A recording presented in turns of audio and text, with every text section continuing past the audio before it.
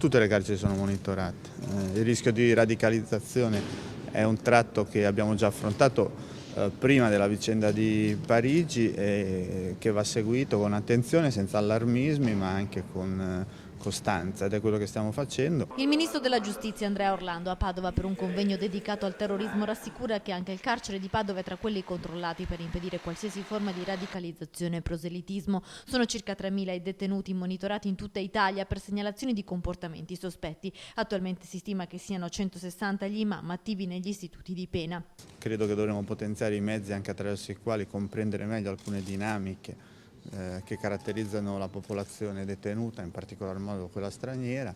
Per questo abbiamo presentato un emendamento in legge di stabilità per rafforzare il numero dei mediatori culturali, che sono i soggetti che ci consentono appunto di comprendere questo dato, di rafforzare anche il ruolo della polizia penitenziaria. La battaglia per combattere il terrorismo oggi è quella di costruire una giurisdizione sovranazionale, uno spazio di giustizia europea, ha detto il ministro. Bisogna rafforzare le capacità di intercettare.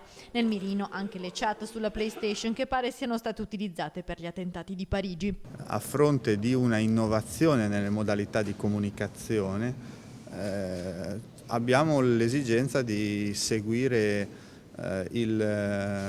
questa evoluzione con un'innovazione anche nei software di captazione. Questi stanno correndo molto nell'utilizzo di nuove tecnologie e noi dobbiamo corrergli dietro e, se possibile, stare anche un passo avanti. Il ministro ha assicurato che non individua in Veneto alcuna sorta di santuario del terrorismo internazionale. L'attenzione è alta nella nostra regione, come in tutte le altre regioni del nostro paese, ha detto Orlando.